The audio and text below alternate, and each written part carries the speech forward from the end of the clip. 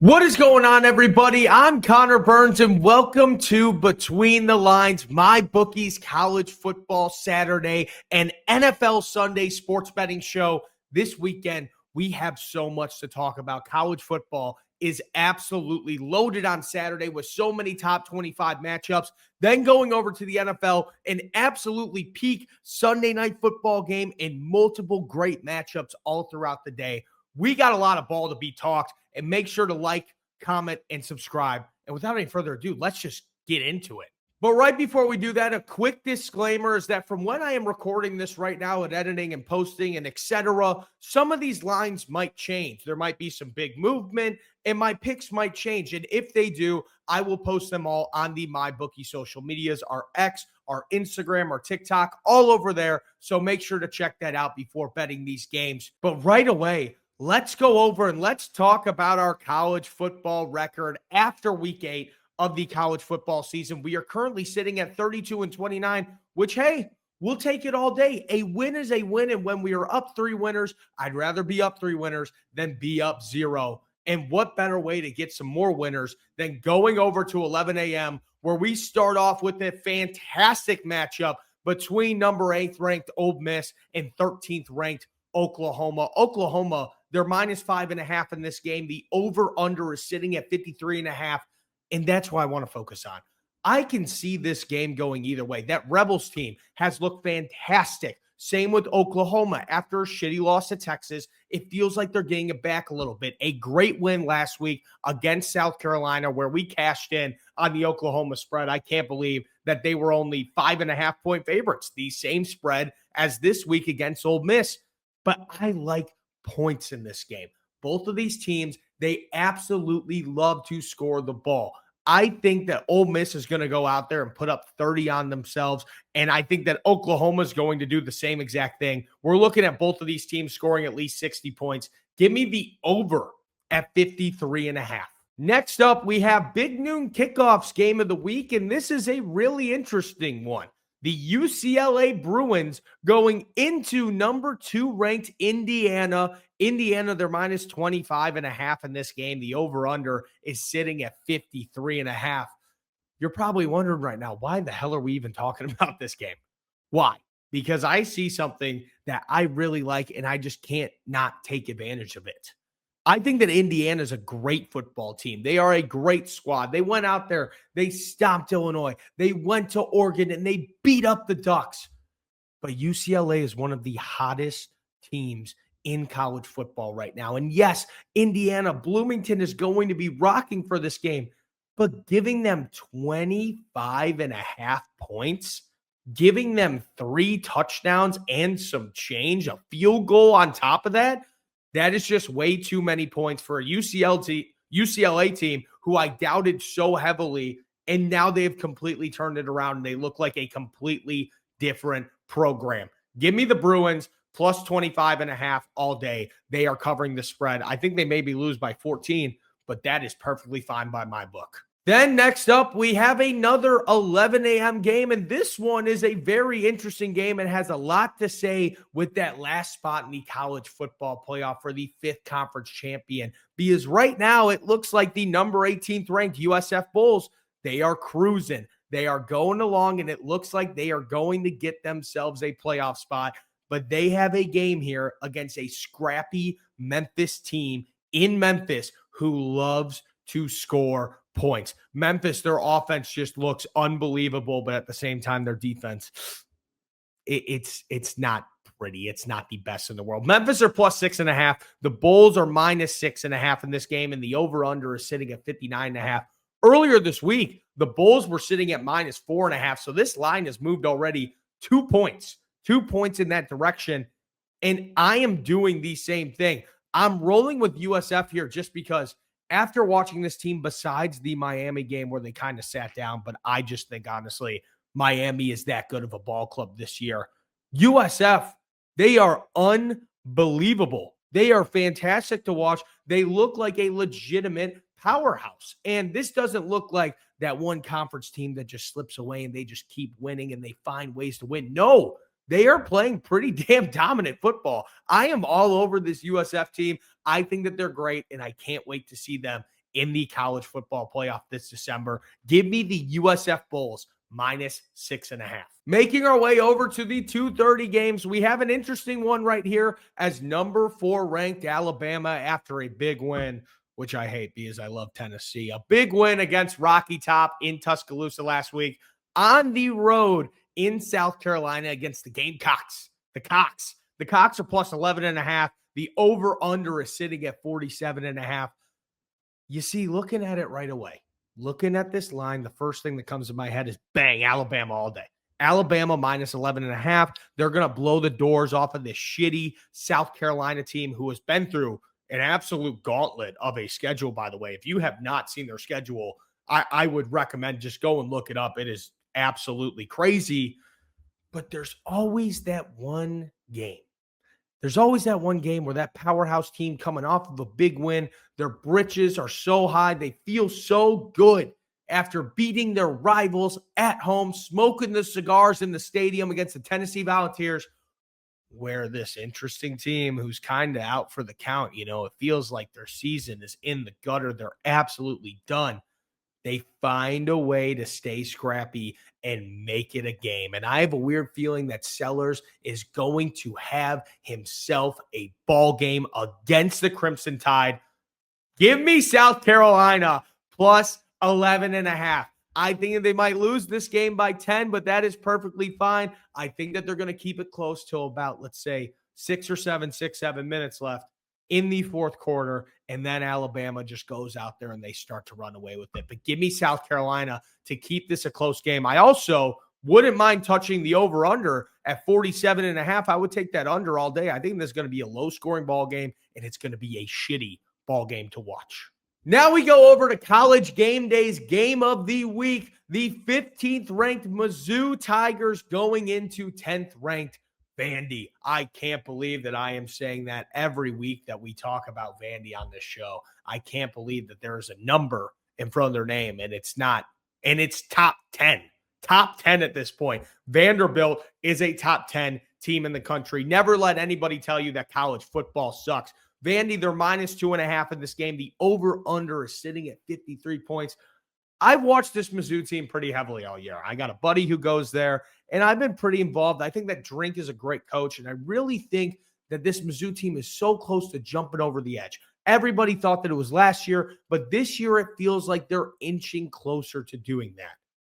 But then you go and look at Vanderbilt, and you see Diego out there playing Heisman-level football at quarterback. He's running all over the field. He's a hard knocks guy. He can toss the rock too.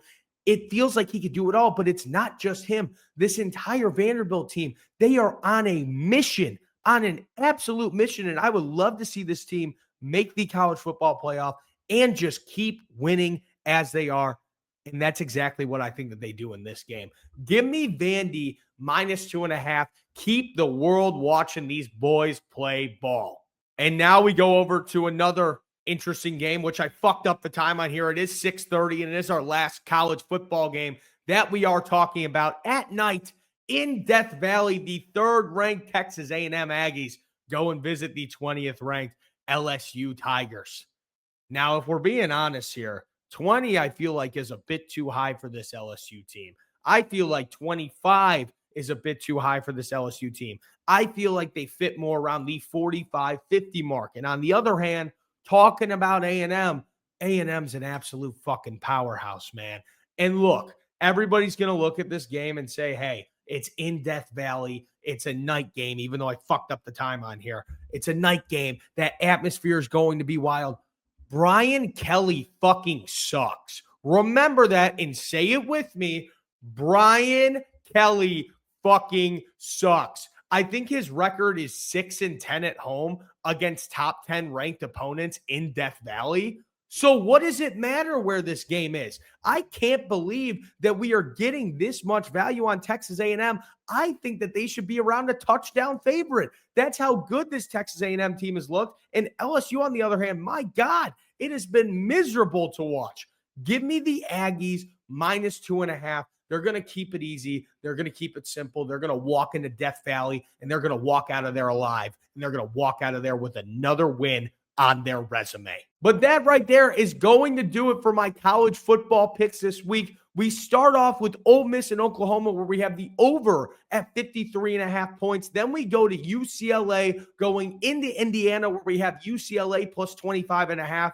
And then probably my favorite pick on here, the USF Bulls minus 6.5 in Memphis. They are going to do their job and get it done. And maybe my most shaky pick of the day, South Carolina plus 11.5. Weirder things have happened, and I absolutely love that one. I can't lie. Then we have Vandy minus 2.5, getting a gritty win against the Mizzou Tigers and a great win to add to their resume. And then Texas A&M dog walking the LSU Tigers. But enough talk about college ball. Let's make our way over to NFL, where for the first time this season, the first time we are positive. I think that there was a point where I was 7 games in the hole on this NFL season, but we just kept chipping at it. We kept chipping at it. 1 week, we were gaining 2 games back. 1 game, we were gaining 3 games back. And finally, we are in the green on the NFL Sunday season. So happy about it, man.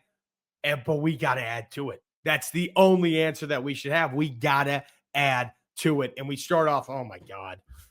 Yikes.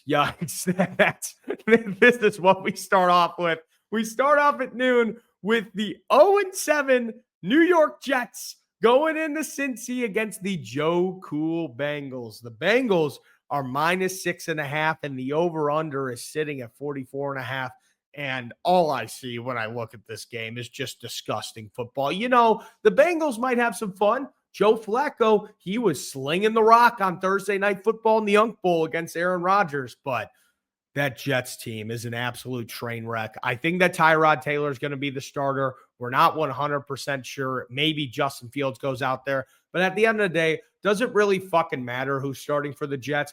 I like the Bengals minus 6.5, but what I love in this game is the under at 44.5. They're not scoring points. At least the Jets aren't scoring points. They're going to get blown out in this game. Give me the under all day and a little sprinkle on Bengals minus 6.5. Simple. And now we go over to actually a game that for a while we'd be like, my God, this is going to be a bad one. But this is interesting now. The Buffalo Bills going into Carolina against the Panthers. The Panthers are plus 7.5 in this game. The over-under is sitting at 46. Let's talk about the Carolina Panthers for a second.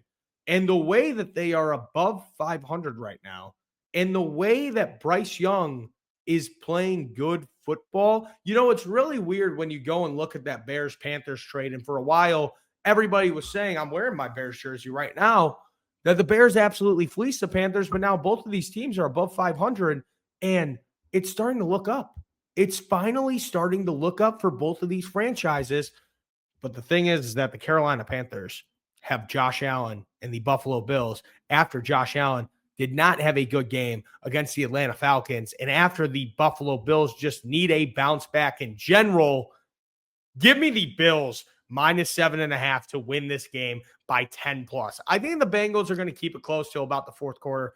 The Bengals, Jesus, man. I'm thinking of 2 Tigers, Panthers, close enough.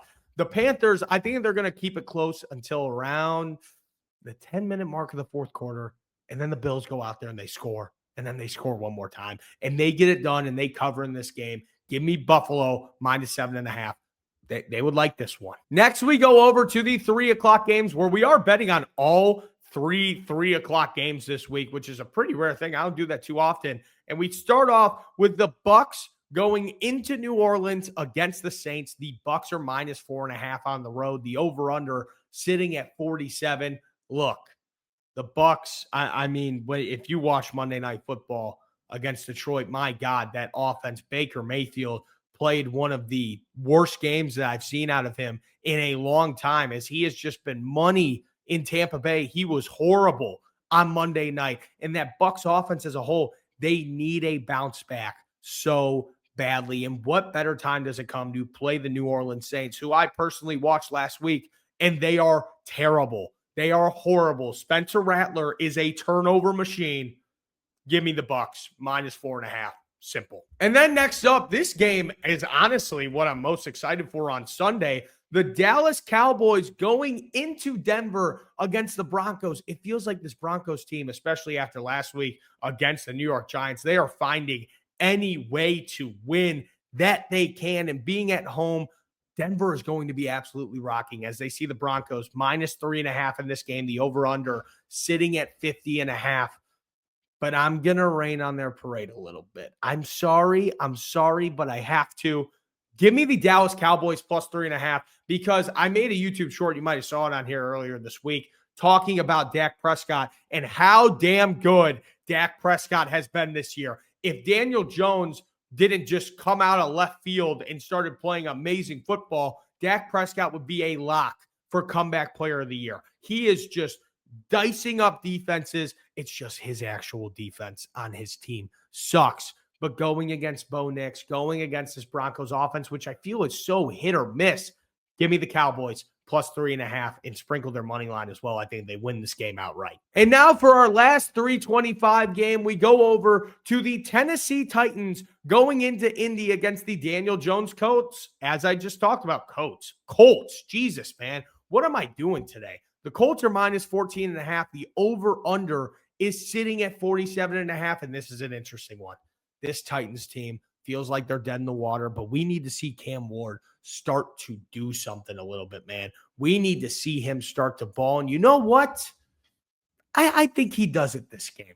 I think that this is Cam Ward's game where he goes out there and he finally starts to sling that rock. He's had a couple fun plays throughout his very early rookie career, but I feel like this week he goes out there and he passed a couple touchdowns and people are saying, hey, Cam Ward's arrived. But then on the other end, I feel like Daniel Jones is going to do the same exact thing against this pretty weak Titans defense. Daniel Jones is going to be out there playing like Indiana Jones how he has this entire year.